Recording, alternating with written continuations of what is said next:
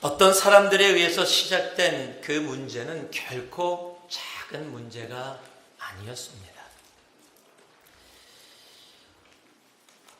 안디옥 교회라는 단단하던 교회가 분란에 빠질 정도로 그 문제의 영향력은 분명히 컸습니다.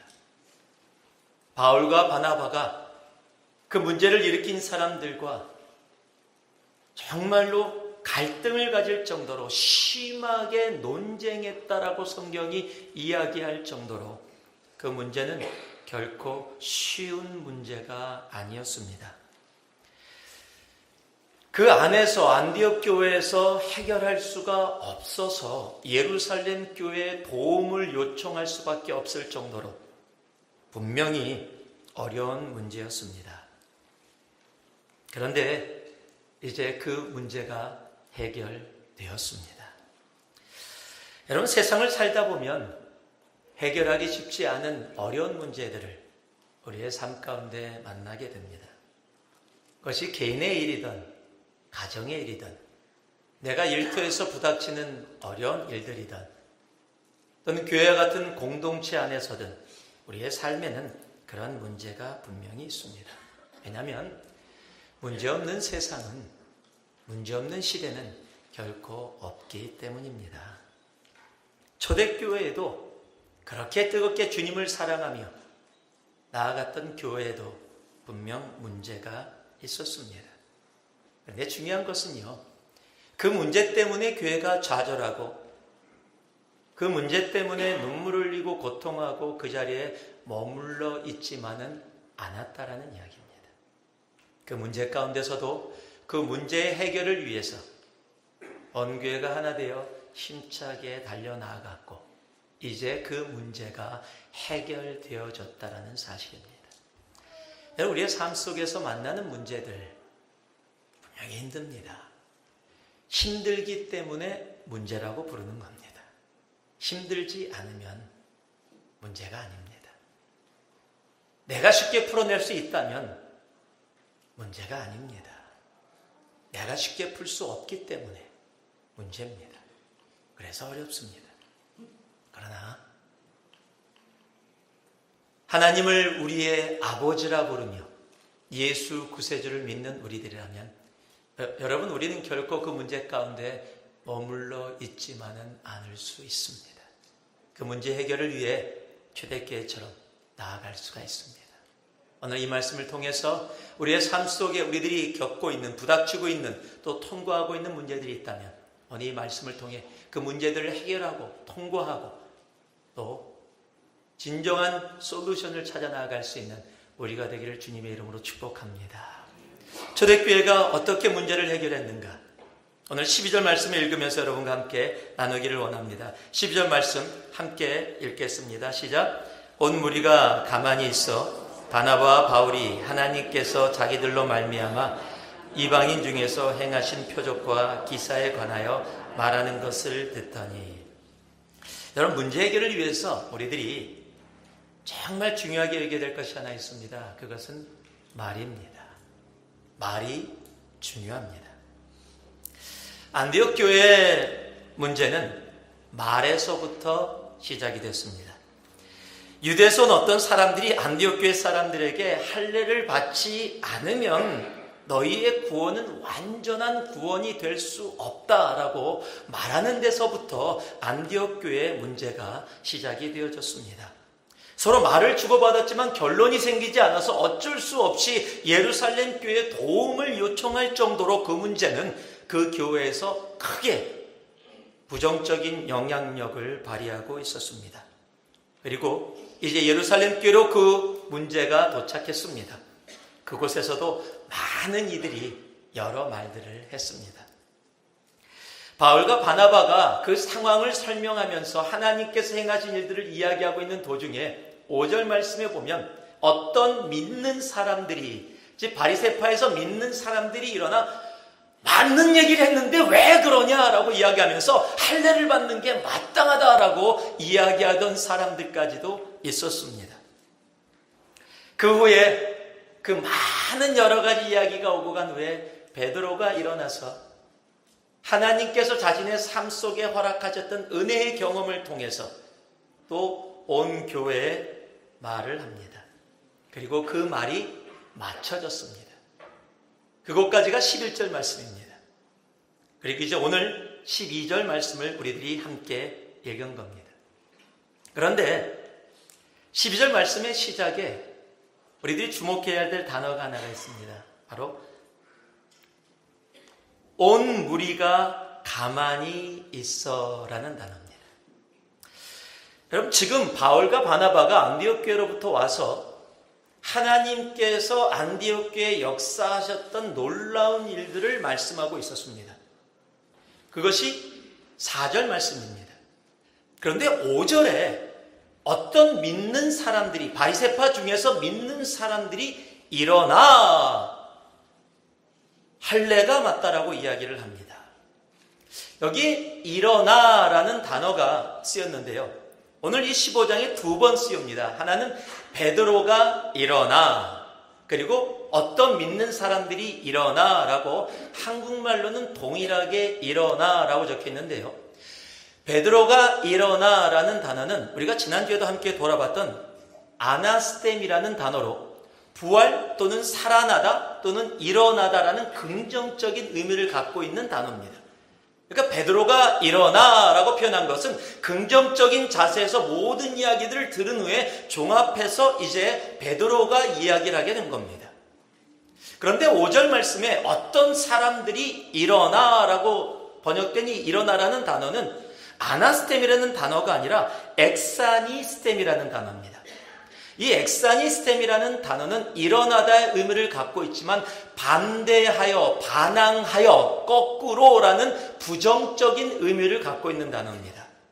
즉 바울과 바나바가 이야기를 하고 있을 때 말을 끊고서 잠깐만요, 그거 맞는 얘기인데 왜 그러십니까? 라고 그런 식으로 반대하여 일어났다라는 의미를 갖고 있는 단어입니다. 그런데 그렇게 강력하게 말을 끊고 일어나서 이야기하던 사람들이 그곳에 분명히 있었는데, 그래서 많은 말들이 오고 갔는데 베드로가 이야기를 하고 마무리가 되어졌더니 이제 그리고 바울과 바나바가 다시 하나님께서 그들의 삶 속에 행하신 일들을 이야기하기 시작하는데, 오늘 말씀에는요 바로 이 말씀, 온 무리가 가만히 있어. 온 무리가 가만히 있어. 똑같은 이야기를 하는데 완전히 다른 반응을 교회가 보이고 있는 겁니다. 똑같은 사람입니다. 그런데 다른 모습을 보이게 됩니다. 어떤 사람의 말은 율법에 따른 말이었습니다. 그리고 교회에 분란을 가져왔습니다. 베드로의 말이 있었습니다. 하나님의 은혜를 경험한 말이었습니다. 그리고 교회가 하나 되어졌습니다. 여러분, 우리는요 말을 할 수 있습니다. 하나님이 우리에게 입을 주셨습니다. 그리고 그 입으로 말을 할 수 있도록 우리로 하셨습니다. 그러나 말이라고 다 같은 말이 아님을 우리들은 압니다. 어떤 말은 가릅니다. 어떤 말은 하나 되게 합니다. 어떤 말은 문제를 만듭니다. 어떤 말은 문제를 해결합니다. 어떤 말은 사람을 죽입니다. 그런데 어떤 말은 사람을 살립니다. 여러분들은 어떤 말을 하고 계십니까? 옛날에 박만득이라는 백정이 살고 있었습니다. 두 양반이 그곳에서 고기를 사기 위해서 갖고 이제 고기를 오더합니다. 습관대로 백정이니까 한 사람이 이야기를 합니다. 만득아, 고기 한 근 다오. 그랬더니 예, 그러더니 고기를 한 근 쓸어서 그 사람에게 건네줍니다. 그리고 이제 가려고 하는데 두 번째 사람이 와서 박서방, 고기 한 근만 주게. 그랬더니 네, 그리고 또 고기를 쓸어서 줍니다. 그냥 가려다가 우연히 딱 봤는데 자기가 갖고 있는 한 근보다 분명히 뒷사람도 한 근을 달라 그랬는데 눈으로 봐도 크기가 차이가 많이 나는 거예요.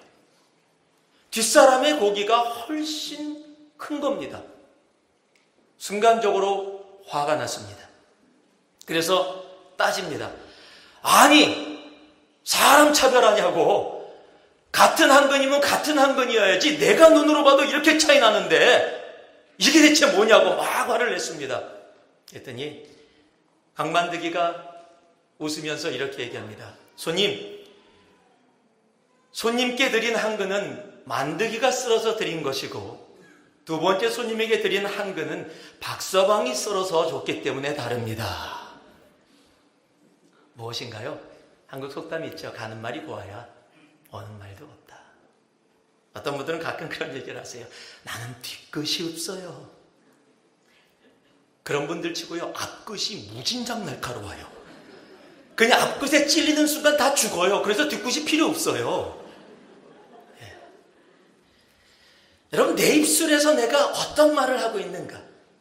내가 문제를 만드는 말을 하고 있는가? 문제를 해결하는 말을 하고 있는가? 내가 세우는 말을 하고 있는가? 아니면 부수는 말을 하고 있는가? 여러분, 문제 해결에는요, 말이 굉장히 중요합니다. 어떤 사람들은 멀리서 예루살렘에서 고생해서 안디옥까지 와서 문제를 만드는 말을 했고 베드로의 말이 문제를 해결하는 말이 되어졌다는 사실을 우리들은 기억할 수 있어야 합니다. 오늘 여러분의 입술을 통해서 나오는 말들은 어떤 사람들의 말입니까? 아니면 베드로의 말입니까?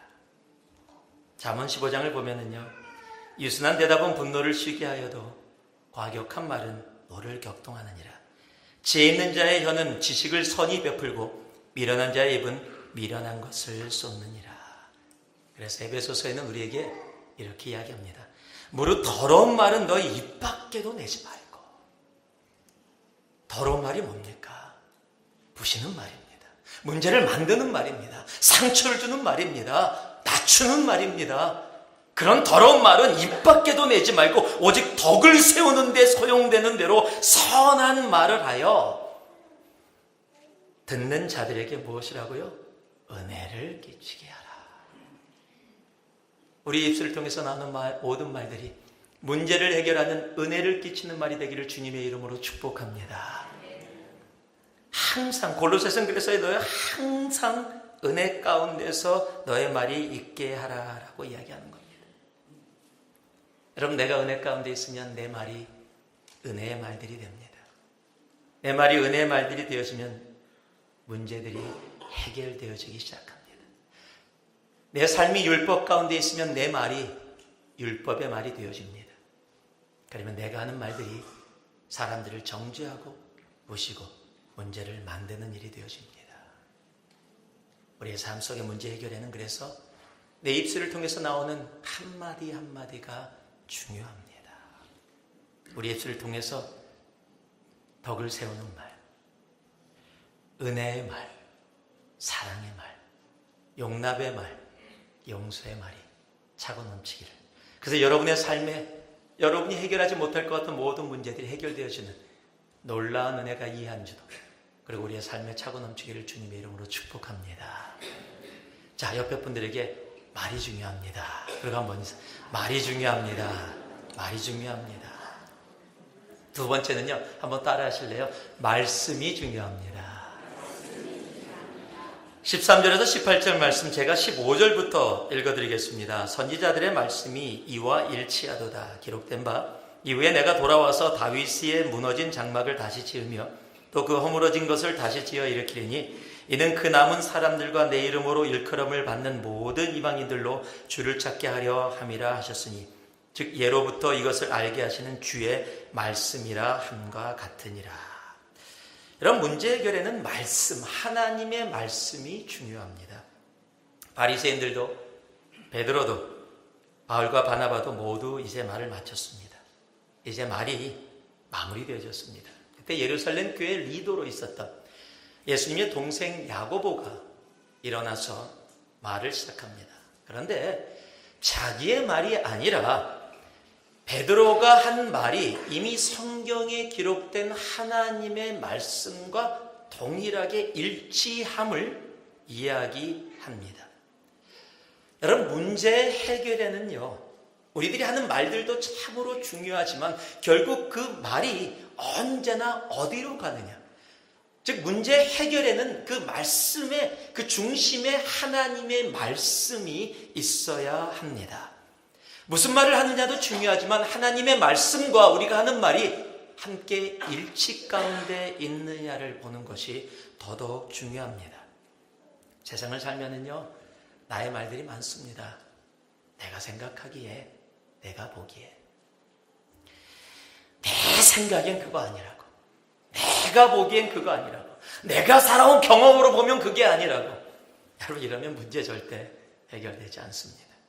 우리는 언제나 말씀으로 돌아가야 문제가 해결이 됩니다.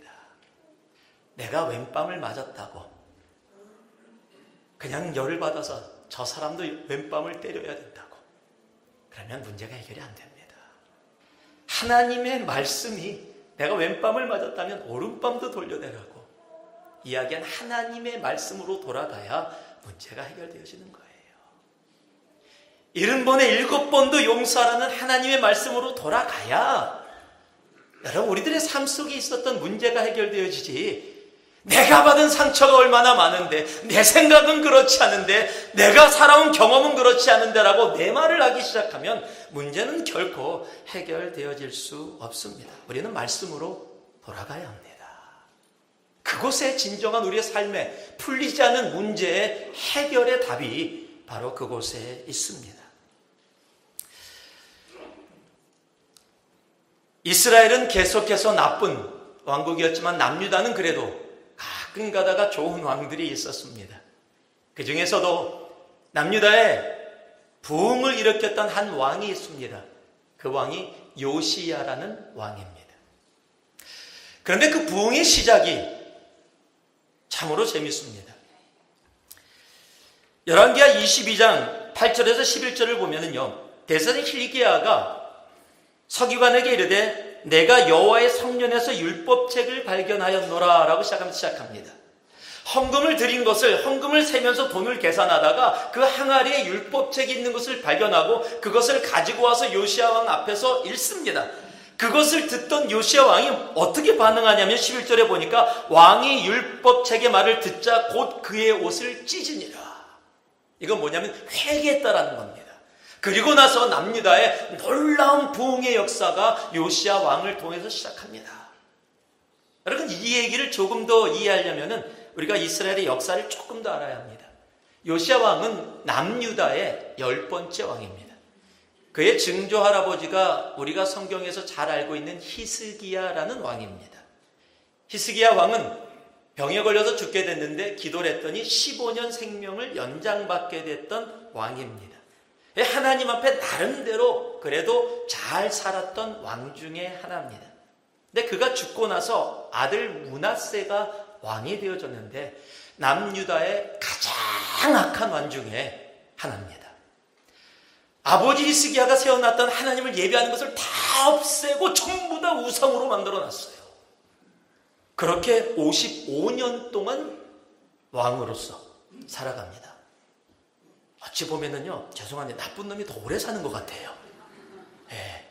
55년 동안이나 그냥 그렇게 나쁘게 다스리고 살아갑니다.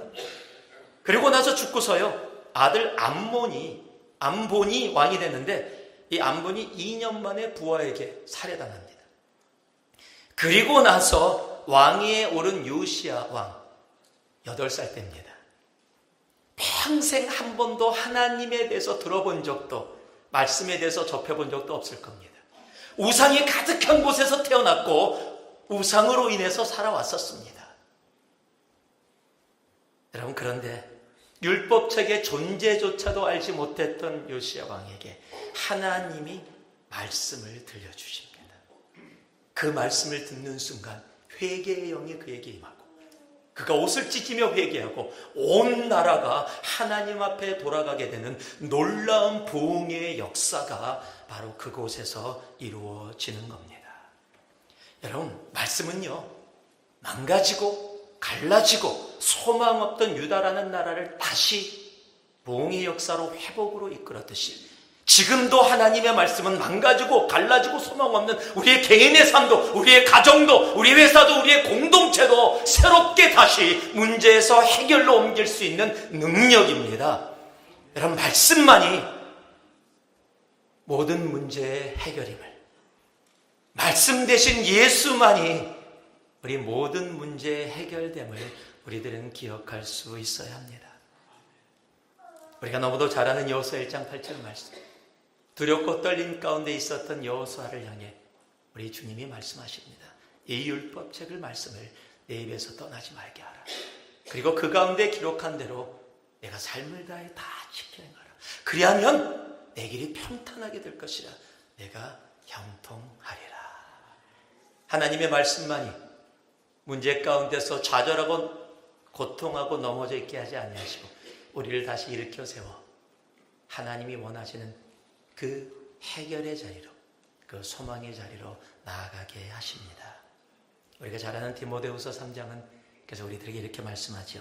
모든 성경은 하나님의 감동으로 된 것으로 교훈과 책망과 바르게 함과 의로 교육하기에 유익하니 이는 하나님의 사람으로 온전하게 하며 모든 선한 일을 행할 능력을 갖추게 하려 함이라.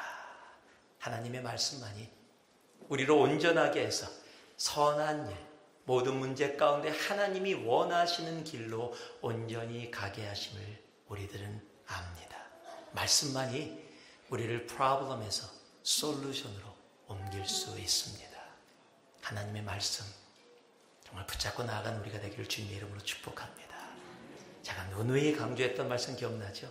성경이 깨끗하면 마음이 얘기하기가 힘듭니까? 예, 성경이 깨끗하면 마음이 더럽고 성경이 더러우면 마음이 깨끗하다. 여러분의 성경이 하도 손때가 묻고 내 눈물과 콧물이 그곳에 묻혀 있어서 그 말씀이 살아서 내 안에서 역사하고 움직이는 은혜가 우리들에게 있기를 주님의 이름으로 축복합니다. 말씀만이 내가 이 세상을 살아가며 부닥치는 모든 문제의 해결로 우리들을 인도하실 능력입니다. 마지막으로요, 22절 말씀 같이 한번 읽겠습니다. 함께 읽습니다. 시작. 이에 사도와 장로와 온 교회가 그 중에서 사람들을 택하여 바울과 바나바와 함께 안디옥으로 보내기를 결정하니 그 형제 중에 인도자인 바사바라는 유다와 실라다라. 마지막으로 우리가 문제 해결을 위해서는요, 한번 따라해 주시기 바랍니다. 성숙함이 중요합니다. 이제 결정된 상황을 편지로 써서 공식화해서 안디옥 교회와 모든 교회에 보내기로 합니다. 그런데 중요한 것은요, 22절 시작에 그 보내기로 한 사안 속에 이런 말씀이 기록되어 있습니다. 사도와 장로와 온 교회가 라고 이야기합니다. 지금 할례가 이스라엘 백성들에게는 너무도 중요했기 때문에 예수를 믿으면서도 특별히 바리새파야 믿는 사람들은 그 할례에 대한 것을 강력하게 주장했습니다. 그러한 말들이 그 안에서 분명히 오고 갔습니다.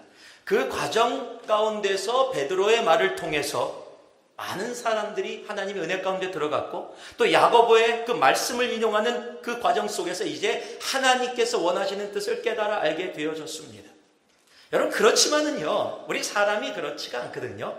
내가 가지고 있었던 의견이 전체 의견 속에서 달랐는데 전체 의견이 결정되었다고 갑자기 내 마음이 다 변해서 그것이 맞는 거야 라고 그렇게 동의되어지는 것이 우리들의 모습이 아닙니다. 전체 의견이 그것으로 결정됐지만 나는 끝까지 내 의견 붙잡고 있을 수도 있는 것이 사람입니다. 그런데 여러분, 예루살렘 교회에 정말 귀함이 뭔지 아십니까?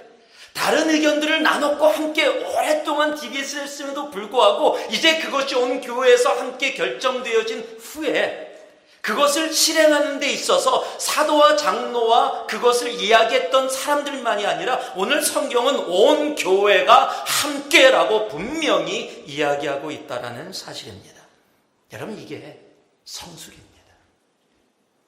나와 의견이 다르더라도 많은 의견과 많은 나눔이 나를 통해 어떤 일들이 말씀 가운데 결정되어졌다라면 그 의견을 내 뜻과 달랐다 할지라도 따를 줄 아는 것, 여러분 그것이 성숙함입니다. 여러분 가끔 가다가 어떤 일에 자기 의견과 다른 것이 결정되면 오케이, 너희는 너희 마음대로 해. 나는 절대로 못 따르겠다. 난 내 의견 절대 굽히지 않을 거야. 이렇게 이야기하는 사람들을 우리가 살면서 가끔 가다 봅니다. 우리 가족들 안에서도 가끔 가다 봐요. 여러분 가족들이 우리 오늘 외식하자 야 하고 외칩니다. 아이들하고 뭐 먹을까? 이제 거기서부터 문제예요. 아빠는 지금 오랫동안 그냥 매운 걸 못 먹어서 한국집 가서 육개장을 먹고 싶어요. 엄마는 중국집에 가고 싶은 거예요. 내 아이들은 햄버거를 먹고 싶어 해요. 서로 의견을 나누다가 아빠가 결정합니다. 자, 오늘은 우리 엄마를 위해서 엄마가 얼마나 집에서 수고했니? 우리 엄마 뜻을 따르자. 그래서 중국집을 갑니다. 가서 앉았는데 큰아이가 얼굴을 찡그리고 인상 팍 쓰면서 난 햄버거 먹고 싶은데 음식이 나왔는데도 먹어 맛있어. 안 먹어. 여러분 가족들이 같이 모여서 음식을 먹는 시간은 음식 먹는 게 목적이 아니에요. 음식이 있을 뿐이지 함께 가족의 시간을 갖는 건데 내가 원하는 음식을 안 먹는다고 그 가족의 시간을 다 망가뜨리는 애들을 보는 부모의 마음. 여러분 어떠세요? 또 왕년에 여러분이 그런 모습 아니셨습니까? 혹시 지금도 그러지 않으세요? 여러분 그런 모습을 보면 어리다라고 이야기하게 될 겁니다. 내가 비록 먹고 싶은 것을 먹지 못한다 할지라도 가족들이 함께 모여서 함께 식사하며 교제하는 시간이라면 나는 햄버거를 먹고 싶었어도 오늘 짜장면 집에 왔다면 그 짜장면으로 그 가족의 기쁨을 함께 나눌 줄 아는 것을 우리는 성숙이라고 이야기합니다. 여러분 우리의 삶 속에 문제보다 더 어려운 것이 뭔지 아세요? 미성숙이에요. 아무리 큰 문제도 성숙하면 해결할 수 있는데요. 아무리 작은 문제도 미성숙하면 해결이 안 됩니다. 그래서 우리는 주 안에서 성숙함이 필요합니다. 디모데전서 4장은요. 그래서 우리로 하여금 그 성숙함으로 나아가라고 이야기합니다. 이 모든 일에 전심전력하여 너의 성숙함을 모든 사람에게 나타나게 하라. 내가 내 자신과 가르침을 살펴 이 일을 계속하라. 이것을 행함으로 내 자신과 내게 듣는 자를 뭐한다고요? 구원하리라. 여러분 아세요? 주 안에서 성숙함은 어떠한 열매를 맺는지 아십니까? 구원이라는 열매를 맺어요. 미성숙함은 어떻게 돼요? 예수 믿는 게 이거야? 교회 안 나와. 예수 믿는 게 이거였어? 예수 믿으려고 나왔다가도요 교회 안 나오게 되는 거예요. 그래 전혀 기대 없이 왔는데 문제들이 부닥쳤는데 문제 없는 것이 없으니까 교회도 문제 있는 걸 봤는데 그 문제를 해결하는 모습이 너무 성숙해요. 은혜를 끼쳐요. 이게 예수 믿는 사람하고 다른 거구나. 나도 예수 믿고 이런 삶 살아야 되겠다. 그곳에서 구원이 이루어지는 겁니다. 여러분 주 안에서 성숙함으로 나아갈 수 있는 우리가 되기를 주님의 이름으로 축복합니다. 그래서 에베소서 4장 13절은요 우리들에게 이야기하는 겁니다. 우리가 다 하나님의 아들을 믿는 것과 아는 일에 하나가 되어 온전한 사람을 이루어 그리스도의 장성한 분량이 충만한 데까지. 여러분 이것이 하나님께서 우리에게 요구하시는 성숙함이에요. 그리스도의 정말 분량이 장성한 분량이 충만한 데까지 성숙하는 것. 그러기 위해서는 우리가 아는 것과 믿는 것이 하나 되어지는 삶으로 나아감이 중요합니다. 말씀을 마무리합니다. 여러분 문제없는 세상 없습니다. 너무 사랑해서 평생을 함께 하겠다는 부부 사이에도 문제가 있어서 부부싸움 합니다. 문제가 없는 분 계십니까? 혹이라도 손을 들려고 했다면 회개부터 하셔야 됩니다. 문제 없는 사람 없습니다. 문제 없는 가정 없고요. 문제 없는 회사 없고요. 문제 없는 교회 없습니다. 다 문제 있습니다. 여러분 그러나 문제가 있다면 답도 있다라는 사실을 알아야 합니다. 그리고 오늘 이 초대교회의 모습을 통해서 문제에서 답으로 가는 길에 우리들이 입술을 통해서 나오는 말들이 얼마나 중요한 역할을 하고 있는가를 우리들이 알 수 있습니다. 또 우리들의 입술을 통해서 나오는 말들뿐만 아니라 하나님의 말씀이 그 문제에서 답으로 나아가는데 얼마나 중요한지를 다시 한번 우리로 하여금 알게 하시고 있다는 사실을 기억할 수 있어야 합니다. 또한 그 말과 말씀을 받아들이는 우리의 성숙함이 그 문제를 해결하고 답으로 나아가는 길에 중요한 요소임을 또한 분명히 말씀하십니다. 여러분, 세상 가운데 우리들이 부닥치는 문제들 가운데 좌절하고 넘어져 있는 우리들이 아니라 오늘 이 초대교회처럼 안디옥 교회와 예루살렘 교회처럼 우리의 삶에 이루어지는 문제들, 우리 주님을 바라보면서 로고스 대신 말씀 대신 예수를 붙잡고 내 입술을 덕을 세우는 은혜의 말씀으로 나아가게 하옵소서 기도하며, 하나님, 내 삶 속에 주님을 향한 그 성숙함이 있게 하셔서 내 삶이 문제를 만드는 삶이 아니라 예수 믿는 나의 삶이 문제를 해결하는 삶으로 그렇게 쓰임받게 하여 주옵소서. 이렇게 나아갈 수 있는 우리 모두가 되기를 주님의 이름으로 축복하고 또 축복합니다. 기도하겠습니다.